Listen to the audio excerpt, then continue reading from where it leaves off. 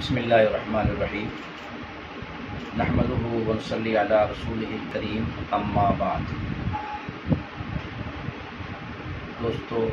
بزرگو،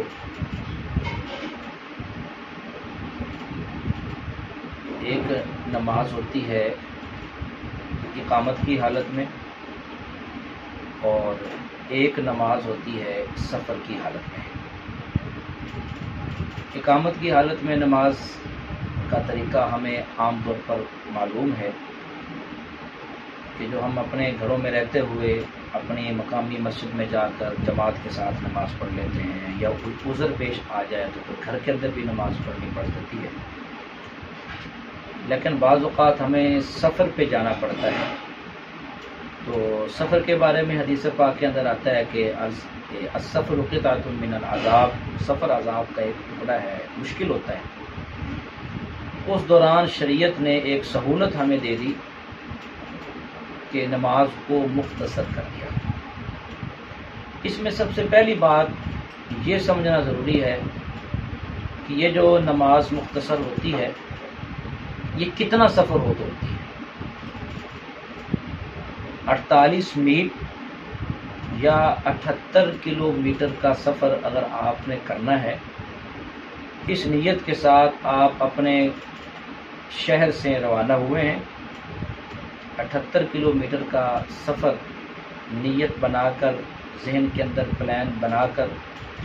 آپ اپنے شہر سے روانہ ہوئے ہیں، تو جیسے ہی آپ اپنے شہر کی آبادی سے باہر پہنچ جائیں گے تو آپ کا سفر شروع ہو گیا اور آپ اب قصر نماز پڑھیں گے۔ اس کو قصر نماز کہتے ہیں جو سفر کے اندر پڑھی جاتی ہے۔ اب سفر کی نماز پڑھنے کا طریقہ کار یہ ہوتا ہے کہ ہر 4 رکعت والی نماز 2 رکعتیں پڑھی جاتی ہیں، باقی نمازوں میں کوئی تبدیلی نہیں، اور یہ تبدیلی صرف فرض میں ہے۔ فجر کی نماز میں 2 ہی رکعتیں ہیں، اس میں کوئی تبدیلی نہیں ہوتی۔ ظہر، عصر اور عشاء کی نماز کے اندر 4 رکعتیں ہیں فرض نماز میں، تو اس میں یہ چاروں رکعتیں 2 رکعتوں کی طرف تبدیل ہو جائیں گی۔ اور مغرب کی نماز میں کل 3 رکعتیں ہوتی ہیں، تو ان کا آدھا ہو نہیں سکتا،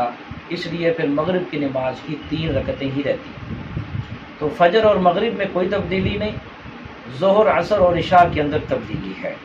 کہ یہ 4 رکعتوں والی فرض نماز ہوتی ہے، اس میں پھر 2 رکعتیں ادا کرنی ہوتی ہیں۔ اور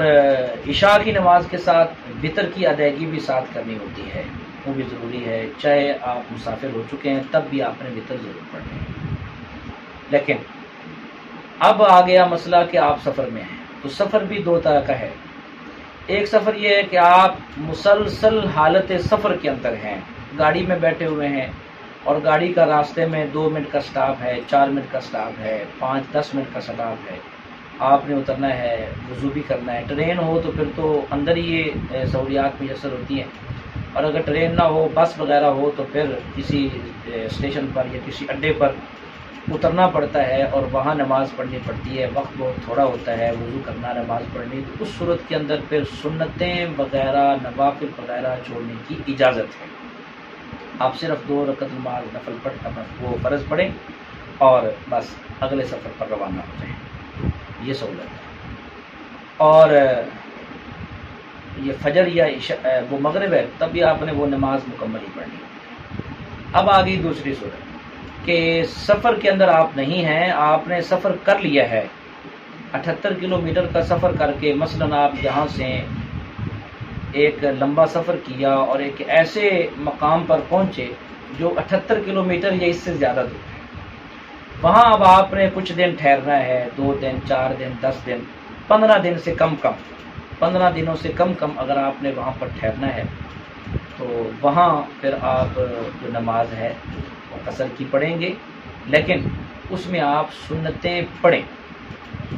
لیکن اگر آپ نہیں پڑھیں گے تو سختی نہیں ہے، البتہ سنتیں پڑھ لینی چاہیے، ضرور پڑھنی چاہیے۔ لیکن اگر آپ انفرادی طور پر نماز پڑھنا چاہ رہے ہیں تو پھر آپ ظہر، عصر اور عشاء کے اندر پھر بھی تخفیف کر کے 4 رکعت والی فرض نماز کی 2 رکعتیں پڑھیں گے۔ لیکن اگر آپ وہاں امام کے پیچھے پڑھیں گے، چاہے آپ راستے میں ہیں، چاہے آپ کسی جگہ پر کچھ دن ٹھہرنا چاہ رہے ہیں، تو امام کے پیچھے اگر آپ نماز پڑھیں گے تو پھر اگر مقامی امام نماز پڑھا رہا ہے تو پھر آپ اس کے تابع ہو چکے ہیں، اب آپ مکمل نماز ادا کریں گے، اب آپ نماز میں تخفیف نہیں کریں گے۔ لیکن اگر آپ خود امام بن گئے، ان لوگوں نے آپ کو امام بنا دیا کہ آپ امام بن جائیں، تو اب آپ تو مسافر ہیں، اس لیے پھر آپ ان مقیمین حضرات کو یہ کہہ دیں بھی یا تو آپ کے پاس کوئی ایسا آدمی ہے وہ نماز پڑھا لے، اگر کوئی نہیں ہے آپ مجھ سے نماز پڑھوانا چاہتے ہیں تو پھر میں 2 رکعتیں نماز پڑھ کے سلام پھیر دوں گا، اور آپ کیونکہ مقیم ہیں آپ نے میرے پیچھے سلام نہیں پھیرنا، آپ نے کھڑے ہو کر اپنی 2 رکعتوں کو مکمل کرنا ہے۔